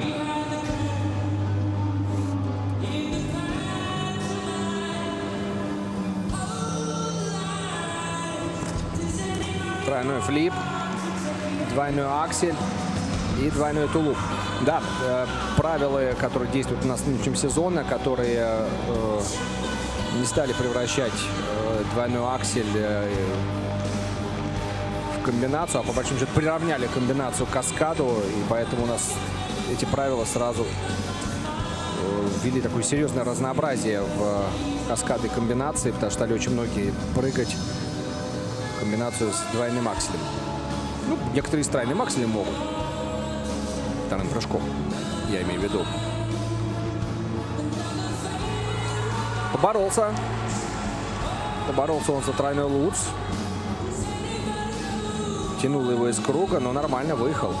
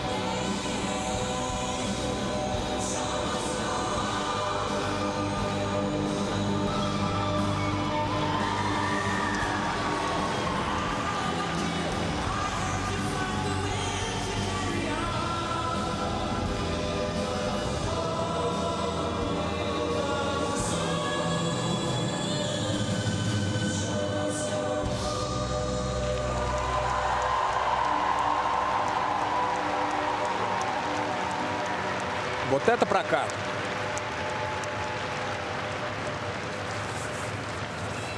Белорусы сегодня просто молодцы. Василий Бараховский. Сначала Паша Гавдис тут всех встряхнул, выдал очень хороший прокат в произвольной программе, а затем еще и Вася Бараховский, ну просто молодец. Ну действительно, а. Где-то, да, где-то там его тянуло из круга, где-то он там боролся, но на самом деле по докрученности все нормально. Очень четко показывал выезды. Ну, не сказать, что была какая-то грандиозная программа по задумке, да. Просто темповое, ритмическое катание, музыка бессмертная, музыка, которая вытягивает, по большому счету, любое катание. И просто нужно, что называется, попадать в ритм и кататься с той же энергетикой, с которой Фредди Меркьюри исполнял свои бессмертные хиты. Да, первый каскад не самый сложный, тройной луп, двойной тулуп, но затем двойной аксель, тройной тулуп, затем вот эта комбинация. Да, в начале эти каскады, нет ничего во второй половине, но дальше все очень и очень бодренько он сделал. Хорошие позиции, очень, знаете, хорошая выученность. Вот даже вот этот луц демонстрирует прекрасно. Наружное ребро показано. Докрученный. Вы посмотрите, расправленные плечи. У него красивая позиция на выезде. Здесь плотный волчок. В опорной ноге меньше 90 градусов. Ну, вот эту модную штучку показал. Ну, в общем, знаете, для парня, которому только-только исполнилось 15 лет, хорошее, достойное катание. На самом деле, ну, видно, что это один из лидеров белорусской сборной по своему возрасту. И очень приятно смотреть на такое катание. Тренирует его Ольга Уважанная и Юрий Тишков, хореограф Татьяна Хабарович. Тренируется в Минске в Пружанах. Ну что ж, смотрите, 69-24 горело по прокату за технику, 69-35, 140 баллов. И 204 первый, кто пробивает сегодня 200 баллов. Ну, я не знаю, это насколько это сумма для всех остальных ребят. Ну, на самом деле, для всех остальных ребят эта сумма мощная. Ковтун, Крапылев набирал на первенстве Москвы по старшему возрасту за 200 баллов. Александр Чмиль никогда не забирался столь высоко. Ну, Автушенко, да, Автушенко, понятное дело, может набрать значительно больше 200 баллов и набирал. Ну, Автушенко наш лидер, у него вообще запас большой. А пока вопрос у Глеб Ковтун. Может ли он соответствовать такому прокату Василия Бараховского? Ну, тут нужно еще учитывать, что все-таки если прокат здесь хороший, то судьи здесь, естественно, не будут жалеть баллов. Здесь задача психологически поддержать ребят на этих международных соревнованиях, дать им почувствовать себя более уверенно. И никто здесь никого взрывать не будет, понятное дело. Тройной Луц, Ойлер, тройной Сальхов. Отличное начало от Глеба Ковтуна.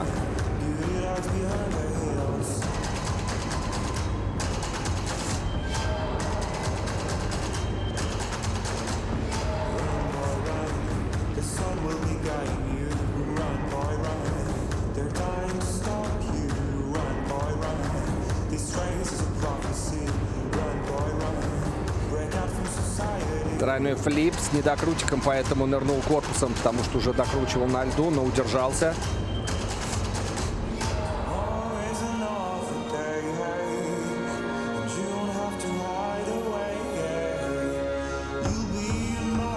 Вот смотрите, да, за такой нырок корпусом и, в общем, не самый уверенный каскад, а судьи ставят на самом деле 0, -1, +1, то есть практически почти в базу. То есть это говорит о таком очень лояльном судействе и +2 за вращение. Еще один флип. Здесь хорошо. Сработал коленом на выезде. Молодец. Мягенько сделал.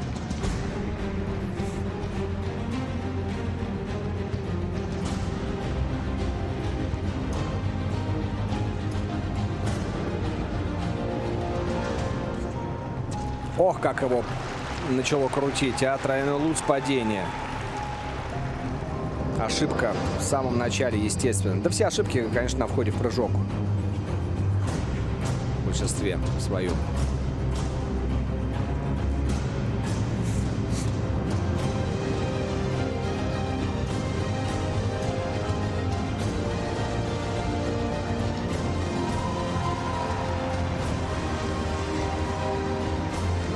Добавил вот эту комбинацию. Тройной тулуп, двойной аксель.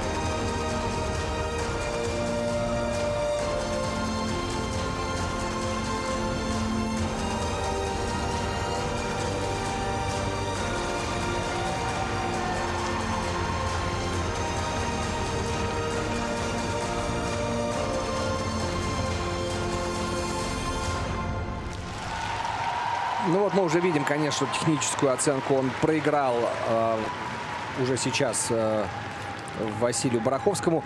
Но надо посмотреть, конечно, результаты сразу короткой программы. Преимущество по отношению к Бараховскому у Глеба Ковтуна было без малого 4 балла. От этого преимущества ничего не осталось. Вот дальше сейчас будет готовиться к выходу Кирилл Карпылев. Вот у него было по отношению к Бараховскому 8 баллов, у Чмеля 10. Но при таком катании, при таких оценках, которые показал сегодня Василий Бараховский, ну тут даже я бы так засомневался бы, что 8 и 10 баллов это комфортное преимущество, комфортный запас. Ну а Глеб Ковтун, представитель детско-юношеской спортивной школы «Прибой» города Тюмени. Вот начало его очень и очень хорошее. Прекрасная комбинация. Тройной Луцолер, тройной Сальхов. Затем тройной Ридбергер. Здесь должен был быть тройной Ридбергер, двойной аксель по заявке, но он оставил, здесь не было двойного акселя, оставил его потом наконец, добавил к тройному тулупу. Но уже с середины программы чувствовалось, что физика начинает подсдуваться, к сожалению, и Глеб все ниже, прыжки ниже, все кривее и кривее на входе в прыжок он входил. Вот здесь еще нормально. Вот этот тройной флип очень хорошо. А вот смотрите, тройной луц, вот его уже тянет, да, тянет его, болтает. Корпус уходит влево, его вытаскивает из круга. Плечи сработали раньше, и поэтому ноги остались как бы в одной оси, а плечи в другой. И поэтому падение. Это вот самый большой срыв. Ну и за тройной тулуп, двойной аксель он, конечно, поборолся. Что не можем не отметить. Это просто отдельный двойной аксель в самом конце его программы. Он чемпион города Тюмени. Там набрал 176 баллов, а его максимум вообще в этом сезоне 179 в национальном первенстве. За 205 набирал только в прошлом сезоне на первенстве Уральского федерального округа. Я в середине не делал. Так что здесь, конечно, каких-то шансов обогнать Бараховского, ну, практически отсутствуют. Тренируют его Мария Самсонова и Мария Гарас. Но такие вот фигуристы, юные фигуристы в Тюмени есть. Но на самом деле, знаете, эти международные игры дают нам в том числе возможность увидеть, вспомнить, какое количество разнообразных турниров существует в нашей стране. 0,03 балла. Да, проигрывает он Бараховскому. Мы это видели уже по ходу его технической суммы, как она менялась. Текущее место второе. Ребята участвуют в зональных первенствах, в первенствах городов, в турнирах, такие как Тюменские звездочки, Мордовский меридиан и многих-многих других. Но идем дальше. Итак, Кирилл Карапылев, третье место по итогам короткой программы. На лед приглашается Парень Кирилл юный, Карапылев. по сравнению с Бараховским и с Ковтуном, ну совсем просто Москва. ребятенок. Тренируется в Москве, на «Москвиче». Тренер Виктория Буцаева в девичестве Волчкова. Так, Кирилл Карапылев.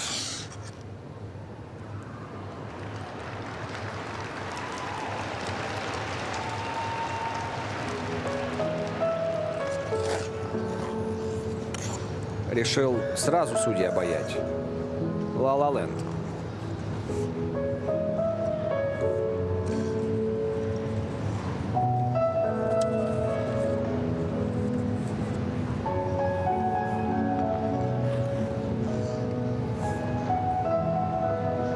Ну, что, в короткой не получилось.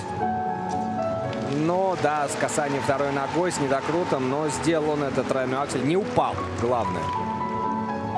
С двойным тулупом. Хореосеквенции еще не было, по-моему.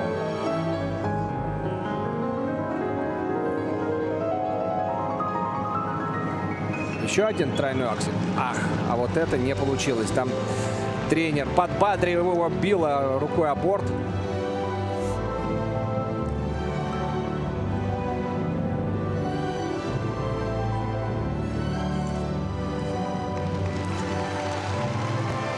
Хороший уверенный каскад, тройной флип, тройной тулуп.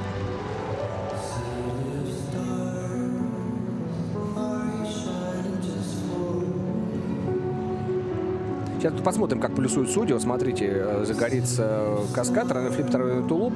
И вот, кстати, судья, да, ставит +1, +2.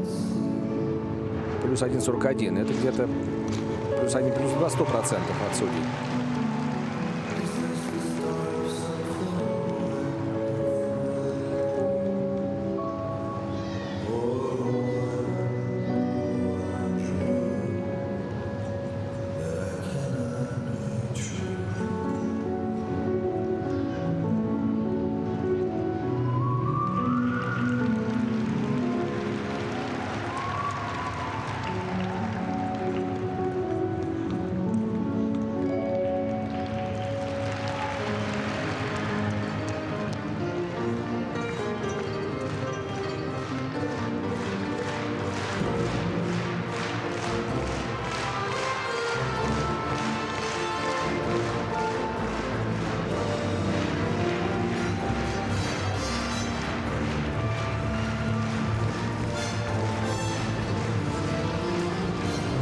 Вот это обидно.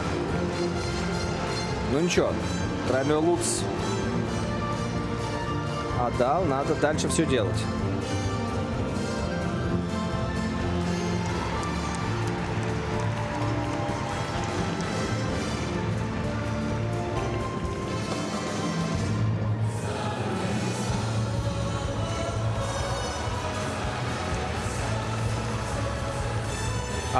Оттанцевал в середине, и на этом силы закончились. Оттанцевал здорово.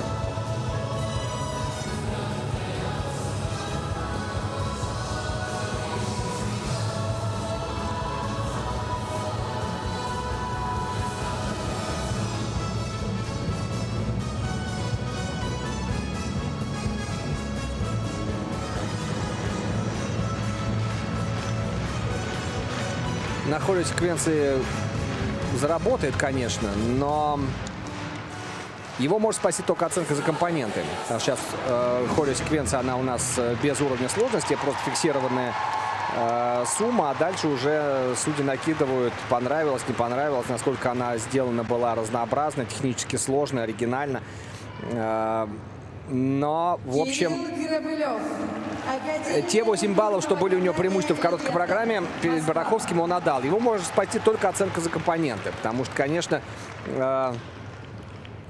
по компонентам, по идее, он, конечно, должен обходить Бараховского. Но зато у Бараховского чистое катание, а здесь были ошибки. А это скажется на второй оценке. У Бараховского получается хореография 7.17, презентация 7.17 и skating skills 7.08. 71.34. Ну и сейчас, на самом деле, оценка за технику тоже может сразу упасть. Вот так вот тренер, который с ним сюда приехал, она стучит по бортику, чтобы давай, делай, заходи, не бойся на этот тройной аксель. Переживает, конечно, очень переживает и кричит, подбадривает. Может быть, и не стоило так рисковать с этим вторым тройным акселем, но один получился. Но, с другой стороны, если хочешь расти на российском уровне, то нужно делать 2 тройных акселя. Парню уже исполнилось 15 лет, 9 января. Хотя по виду не скажешь, да, согласитесь. Тренировался он в Шор-23 в Москве, потом тренировался в Академии Ангелы Плющенко у Александра Волкова, ну а затем перешел на «Москвич». Из успехов на всероссийских соревнованиях на призы Елены Анатольевны Чайковской победил в этом сезоне. На чемпионате Москвы занял первое место по КМС и набрал, кстати, очень хорошую для себя сумму 207,63. Ну и лучший его результат, он у нас участвовал в сезоне юниорском и съездил на 2 этапа Кубка Федерации. И вот как раз в Перми на этапе Кубка Федерации он занял 3-е место, 223 балла. Просто прекраснейший был прокат у Кирилла Карпылева. Здесь такого прекрасного проката не получилось. И сейчас только оценка за компоненты может его вытащить и сохранить его место. Потому что Бараховский, конечно, пока перекатал и Ковтуна, и Карпылева.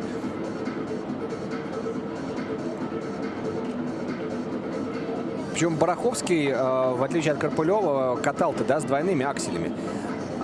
Кирилл и в короткой рисковал, и сейчас тоже рисковал. А там первый недокрут, второй недокрут падения.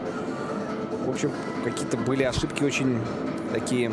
Но, конечно, и очень сильная потеря — это одинарный луц. То есть там в итоге пойдет зачет как одинарный луц, а это... Ну, представляете, если тройной луц задуманный, который он может прыгать он тройной луц, он это показывал. 5,9 стоит тройной в базе. А одинарный луц, дорогие друзья, это вообще, это 0,6. То есть просто... Там еще и по минусам пойдет. То есть просто элемент отдан. Считаем, что вот 6 баллов он со своей суммы технической отдал. Выполнил бы этот тройной луц, даже, может быть, с минусами небольшими. Да, конечно, не дотянуться. Хотя 71,87 ему ставят компоненты. То есть ему ставят компоненты на 0,5 больше, чем у Бараховского, но нет, извините. И сумма за технику не выросла, а еще чуть-чуть упала. Василий Бараховский на пьедестале почета. Белорусский флаг сегодня поднимется здесь, в Новокузнецке. Вопрос, какое место? И сейчас на этот вопрос будет отвечать Александр Чмиль. Произвольную программу представляет Александр Чмиль. Школа Олимпийского резерва Челябинск. Школа Олимпийского резерва Тодес Челябинск. Тренер Марина Федорова. Также он числится в клубе фигурного катания Тамары Николаевны Москвиной. И у него двойное региональное прикрепление Челябинск-Питер. За 200 не набирал ни разу. Если у Карпылева был в этом сезоне суперпрокат, то у Чмиля, к сожалению, нет. На Кубке Федерации на 2 этапах нашей юниорской серии 11-14 места. Ну, посмотрим. Короткую откатал очень хорошо. У парня есть действительно катание и умение представлять программу.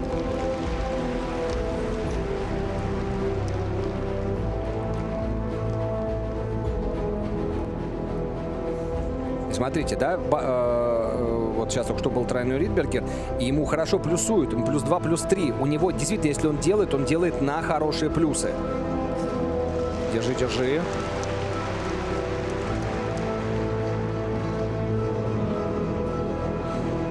программа, конечно, у него не очень конкурентная.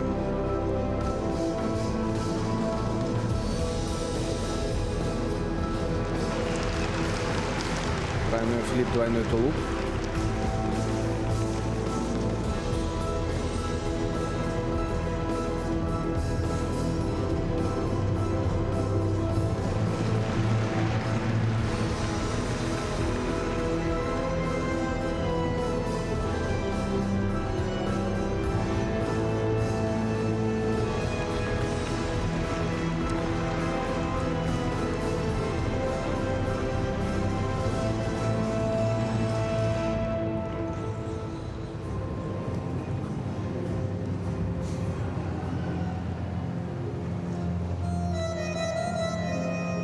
Музыкальная тема Максима Родригеса «Иллюзионист».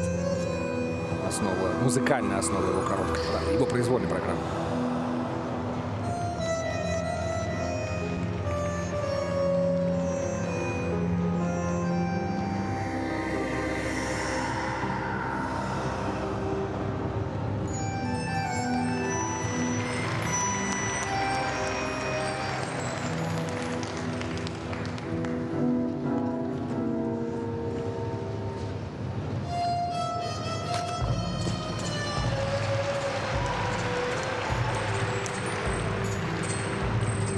Тройной флип, двойной аксель.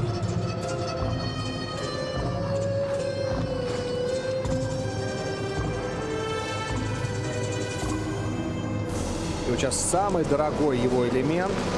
Тройной луц, Ойлер, тройной сальто. Почему так легко сделал? Во второй половине уже 3 минуты практически откатался.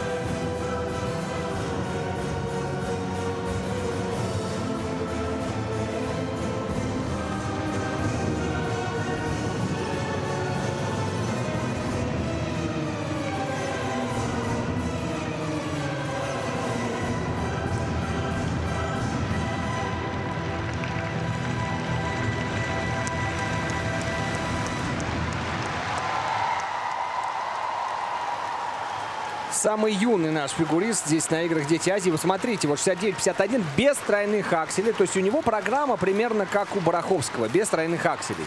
В отличие от того, что нам пытались показать Крапылев. Кофту нет, кофту не пытался нам показать. Да, Кирилл Крапылев пытался показать, да, 2 тройных акселя. Вот, то есть программа как у Бараховского. Но посмотрите, ведь он все равно сделал слабее набор, чем Василий Бараховский. Но за счет качественного исполнения, за счет более уверенного, свободного исполнения, высоты в прыжках. Смотрите, какой прогиб в пояснице у него на выезде, как расправлены плечи. Хорошая ровная крутка. Но здесь, правда, вот он ловил выезд чуть-чуть, но ничего.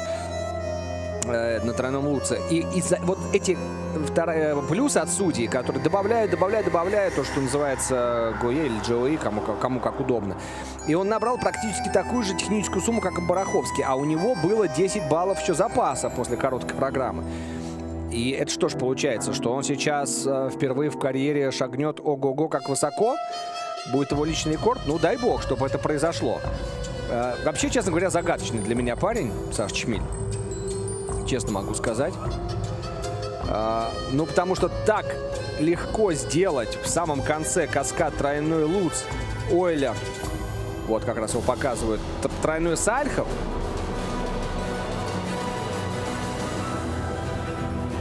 Может, там был двойной уже. Я уже даже сам себе сомневаюсь. Вот. Ну, мне кажется, это тройной. Ну, почему же ты не делаешь каскад?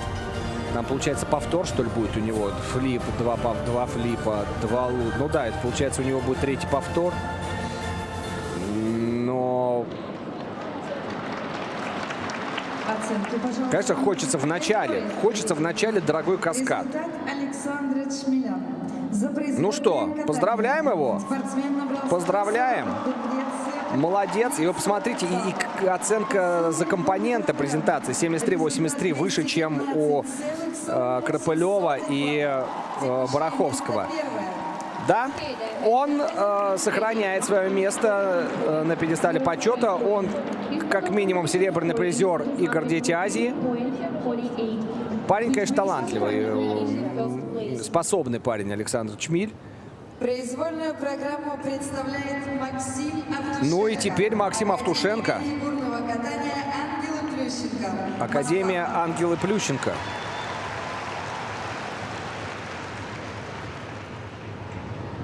16 лет Максиму. Видно уже, конечно, такой сложившийся взрослый парень. Может себе позволить даже попробовать четверной сальхо. По крайней мере, в заявке есть.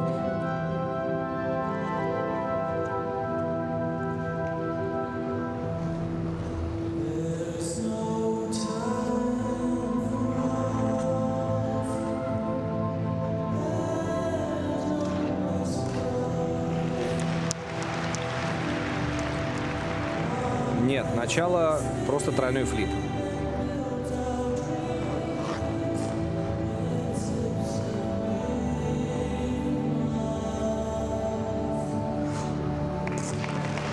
Молодец, тройной аксель.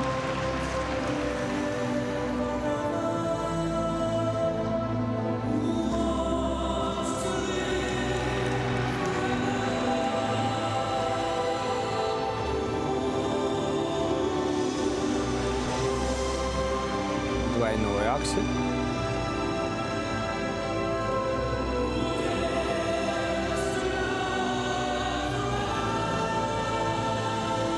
Все каскады на вторую половину, чтобы получить дополнительные бонусы. Скорости бы добавить во вращениях.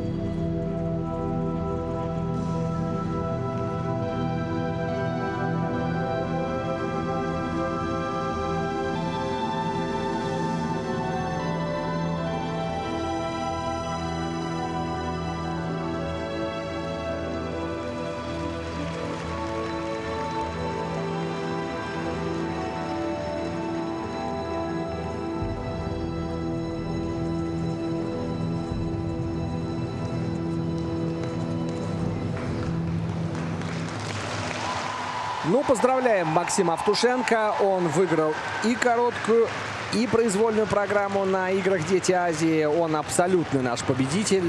Никаких вопросов по 2 дням соревнований к нему не возникает. Вот весь план практически он выполнил, за исключением, вот потерял один каскад здесь в произвольной программе. Тройной луц, тройной тулуп должен был быть, просто тройной луц, там с минусами, потому что у него степ-аут был. А в остальном он все сделал. Ну, вот да, давайте сравнивать Чмиль и Автушенко. Конечно, Чмиль катается ярче.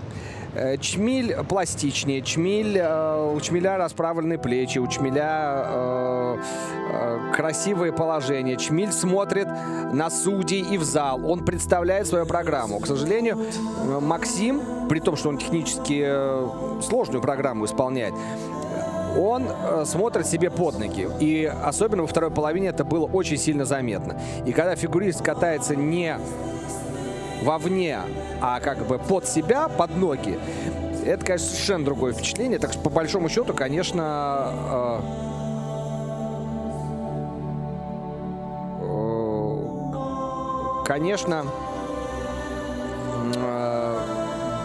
по компонентам Чмиль, по идее, должен обыграть Автушенко. Но по технике, естественно, это самые качественные, самые сильные программы. Сейчас мы окончательно дождемся итогов. Сейчас у бортика, кстати, не Юлия Лепницкая, которая выводила вчера двух своих спортсменов, а Софья Киташова. Ну, Софья Киташова, она не является тренером Академии Альбина Плющенки. Софья Киташова, она является одним из руководителей столичного фигурного катания Московской Федерации. И вообще Софья Киташова очень давно работает в фигурном катании. Прекрасно всем известный специалист и человек.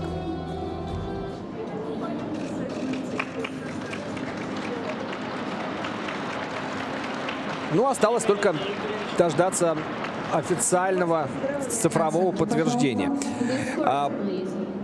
Итак, 153-22.